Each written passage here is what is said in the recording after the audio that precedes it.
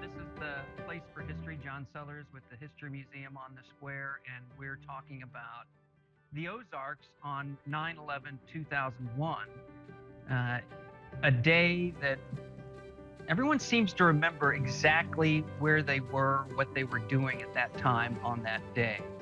Can you share your personal memories before I ask you about history and the Ozarks? I was in the car. I was on my way to St. Louis to a meeting. Had other people in the car with me, and the phone rang, and it was my wife. And she said, "Are you listening to the radio?" I said, "Yeah, I'm listening to the satellite, just music." She said, "Well, get over to a news station right away. Something's happened in New York." So we started listening to the news reports as we're driving to St. Louis on the interstate, and I thought, this is not right. This is not good. I had memories. They said a plane had flown into the side of a building, and I thought, well, maybe the weather's really bad. It did happen once before. A plane had flown into the Empire State Building during World War II. It was a B-25 bomber that had gotten lost in the fog and flew into the building. And I thought, well, the weather must be terrible there. And then they said, no, the weather's bright and clear. Don't know what happened. And I thought, this is not right. There's something bad here. And we were talking about it in the car. And then I called St. Louis and said, are we going to go ahead and drive up there for this meeting? Oh, yeah, we're going to go ahead and have the meeting. And so we drove all the rest of the way to St. Louis listening to this on the news as we're getting up there. And by the time we got there, they realized how terrible it was. Everything was bad. And so they canceled the meeting, and we had to turn around and drive back. And as we drove back, there were lines out onto the interstate of people waiting to get gas. The price of gas had doubled in the trip up there and the trip back.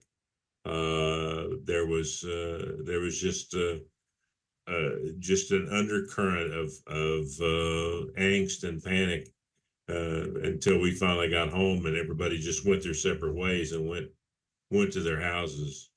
And then I could see the video and everything, the replay of the video of the planes flying into the buildings and so on. And it was amazing. Everybody wanted to help. Everybody wanted to do something. They just felt so helpless, and people were lining up at the blood bank, and there was over 100 people there waiting to give blood. They were just overpowered with that, right? They're in Springfield, and people were wanting. Well, how can we help? What can we do? Nobody could fly. The flights were all canceled. There wasn't a rental car to be had anywhere. But people wanted to get out and do something and make a difference. And it was a terrible feeling, a terrible time, a terrible loss. But at the same time, that coming together, that feeling of everybody coming together, was very good, and it helped everyone, I think. Yeah, I read about flowers going up at fire stations in the Ozarks. I went back into the KY3 archives. People were going to church services. Yeah, the airport was shut down. There was no way to get in or out by plane, so everybody had to rent a car or whatever to get on their way to wherever they needed to get home. And that's why there wasn't any rental cars or anything like that. And people took people into their homes. There was a Broadway show made about people up in New Brunswick, up in Canada, that took in a flight of people that were stranded, that they just diverted them to this airport up there in the middle of nowhere, and everybody took everybody from that flight into their houses. And so there were things like that going on all over the continent, all over America.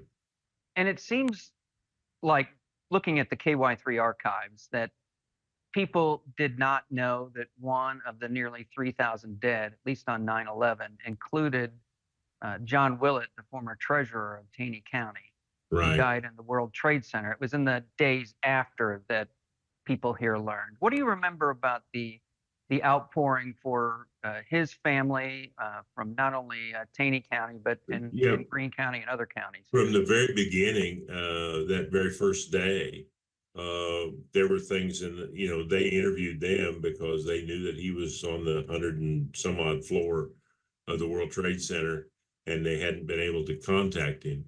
And so there was holding out hope that he might have been injured or might have been to a place where he couldn't use a phone. And then when they finally realized that he was gone, it was a terrible thing, and it brought it even closer to home than before. Did you happen to know anybody? We had interviewed people that day. I went back to the archive, blew off the dust from the tape, and played a couple of the stories. And there were a couple of witnesses who saw it happen. They happened to be in New York. Did you happen to know anybody who was No, there? no, I didn't. I didn't know anybody from here that was up there at that time. We always have friends that go up see shows, and they enjoyed New York City. I do too, but we didn't know anybody that was up there that I know of. And then at some point in the days and weeks after, people start volunteering and heading to New York to help with Right, cleanup. the Red Cross and the Salvation Army and everybody that had a wing that did that kind of disaster relief. As soon as they could, they they mobilized as many people as they possibly could to go up there and just help, because it was all done by hand. I mean, you couldn't get equipment or anything in there, and it was just groups of people with muscle and hope going through trying to find what little there was left to find. Yeah. One of the things that happened on that day that people around here was more or less lost or not recognized for many years was the discovery of River Bluff Cave. Right. Yeah, they were gonna actually demo that bluff for road expansion, and because they stopped the explosions, because they stopped using the dynamite, uh, they found the cave, and that was a positive that still has benefit today.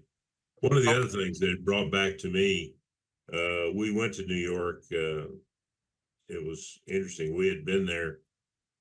We went up to see the 4th of July in July before 9/11. And so we had been in New York just a few months before it all happened.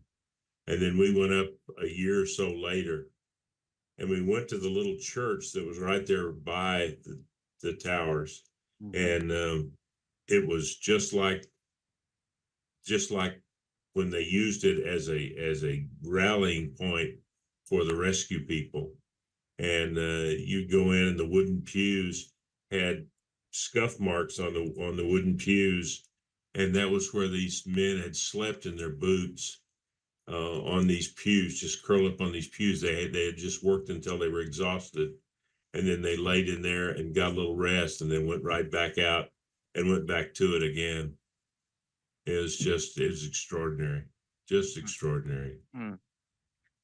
In in the years that followed, there's always an event where people recognize the firefighters who lost their lives, the stair Right, climb, and that usually takes place, or in recent years, it's taken place at the stadium. right. They run the steps. Yeah.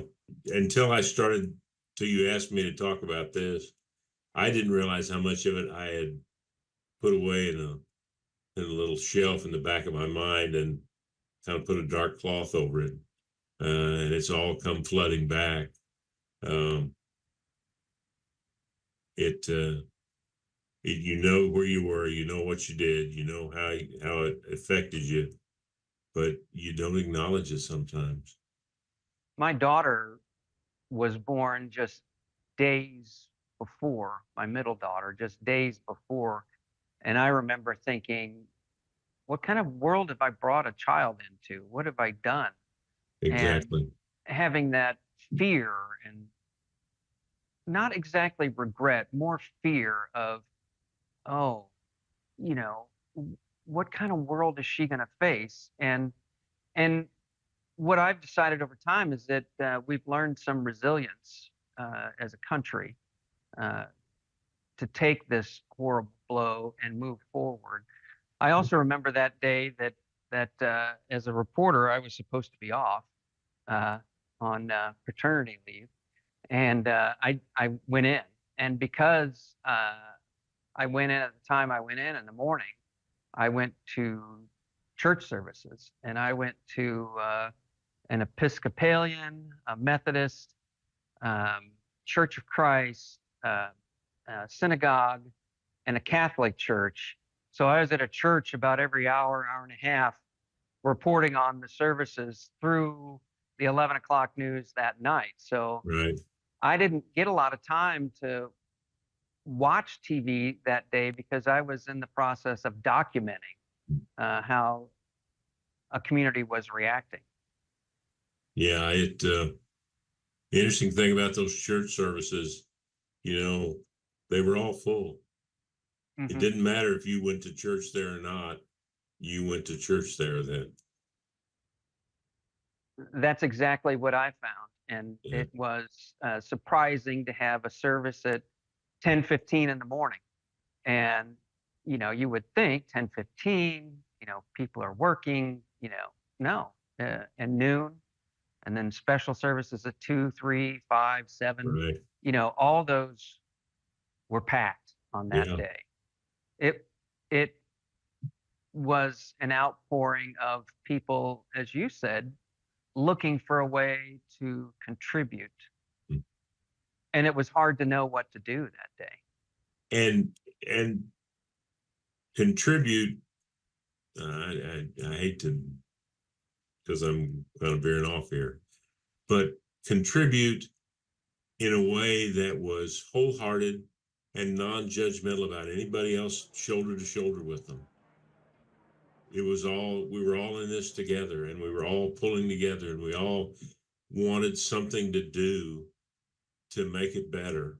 And we didn't care who was there to help us. We just needed the help and the support. I wish it was that way today. Yeah, it was a brief moment in time when we seemed to be united as a nation. Exactly. And since then, we have that resilience, but we found so many things to be, uh, well, to fight about. It's kind of the way to put it. I was looking for a fancy word, but I'll just be blunt. Be judgmental about it. Yes, exactly. We are at odds over so many things in the Yeah. United States, and for a brief time, we were all one people. all one Exactly. nation. Absolutely. Well, John, thank you. Unless you have something else to contribute, there's a little bit of a delay, so I apologize. I've stepped on you a couple times. No, happy to help you anytime with anything. I'm just an old man with an opinion about everything. And a lot of knowledge about the Ozarks and the history here. And I appreciate you always being willing to come on the Place for History.